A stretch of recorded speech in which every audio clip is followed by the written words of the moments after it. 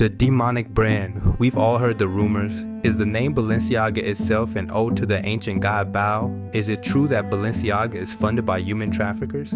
What if the brand, which has infiltrated and dominated youth and street culture, was really a front for something else? In this video, we get to the bottom of it. Let's explore the origins of Balenciaga and how it became one of the most controversial and talked about high fashion brands of all time. To understand this mystery, we have to go back to the beginning. This is the tale of how legendary designer Cristóbal Balenciaga started his now world-renowned brand. The story begins in 1895 in Getaria, a small fishing village in Spain. Cristóbal's father, Jose, was a fisherman who also served as the mayor of Getaria for a period of time, and his mother, Martina, was a seamstress. In 1895, Martina and Jose gave birth to their son, Cristóbal Balenciaga. Unfortunately, Cristóbal's father died when he was still a young boy.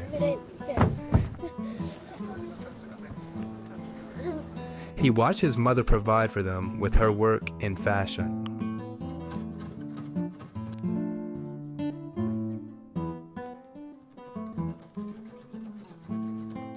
His mother, Martina's clientele ranged from local villagers to members of high Spanish society.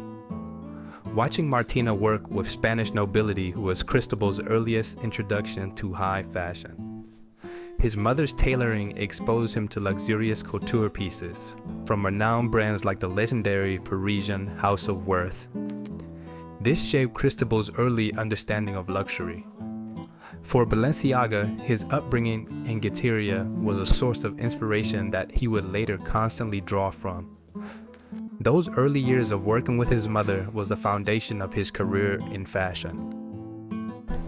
As a teenager, Cristóbal Balenciaga began to move beyond his mother's world, not as a prodigy, but as an apprentice. He entered the back rooms of tailoring houses, learning not just how to sew, but how to survive in fashion. He trained under local tailors in nearby San Sebastian, a coastal city that quietly served as a summer playground for Spanish aristocracy.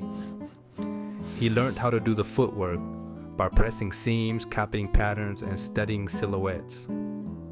In this period of his career, he learned the intricate technicalities that allowed him to accurately express his creativity. He was sharpening his tool set in a way that later would set him apart for decades to come.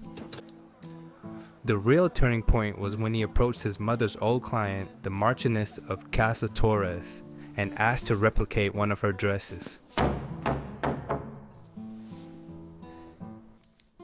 He did just copy the dress, he deconstructed it, studied it, and rebuilt it, proving he understood luxury before he had ever truly entered it.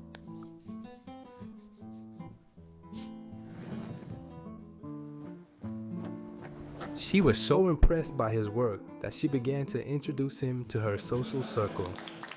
She became an advocate for his work. She gave him access to a world he was never meant to enter, and that moment became his first real invitation into elite fashion. In his early 20s, Balenciaga tried to step out on his own.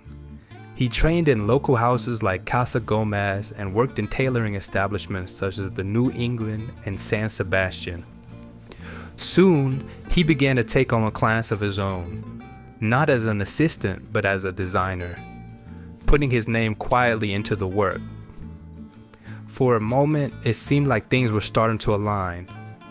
Cristóbal had clients, he was developing recognition, and his name was growing in San Sebastian.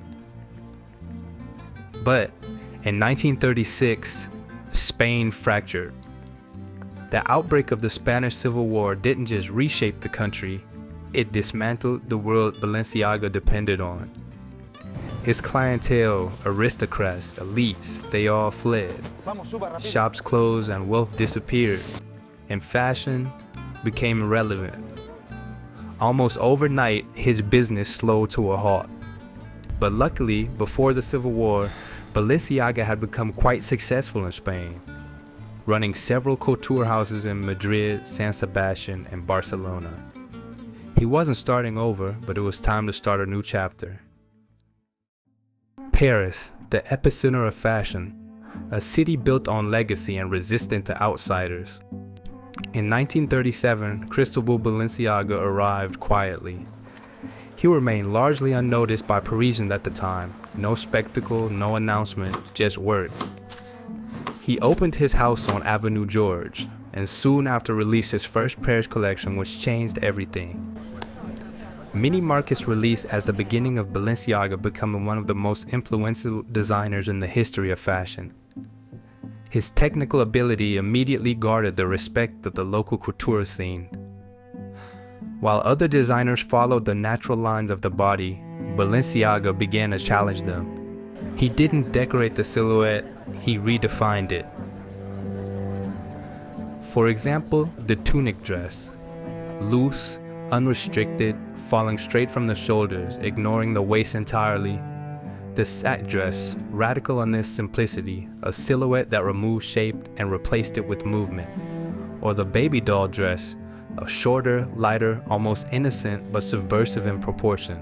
And later, the balloon jacket, volume pushed outward, fabric suspended in air.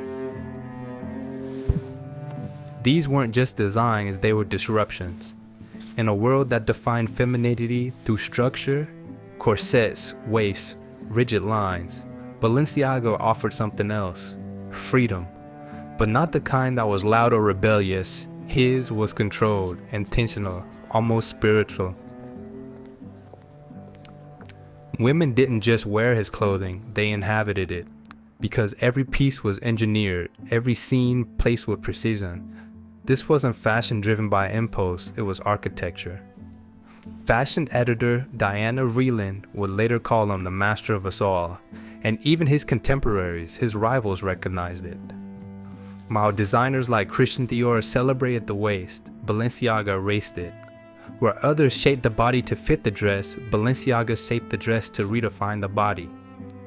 Even Christian Dior himself once admitted, haute couture is like an orchestra whose conductor is Balenciaga.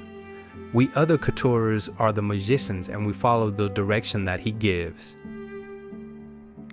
By 1950, his influence was undeniable. Designers studied him, clients revered him. But as his designs became more radical, more refined, they also became more removed from the world outside his atelier. Because the further he pushed for him, the less he followed fashion. And in doing so, he didn't just rise within the industry, he separated himself from it. By the 1960s, the world had changed. The rise of ready-to-wear transformed everything. Clothing was no longer rare, it was accessible, produced quickly and consumed even faster. For the first time, fashion wasn't about mastery, it was about momentum. But Cristóbal Balenciaga never moved with the world. He didn't compromise, and in 1968, at the height of his influence, he stopped. No final collection, no farewell spectacle, he simply closed his house. After decades of shaping fashion, Cristóbal Balenciaga walked away from it, completely.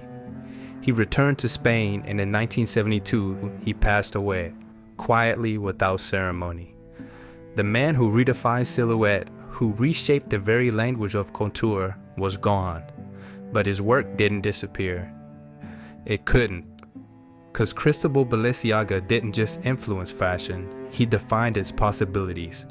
And even after he walked away, the shape of his ideas never left.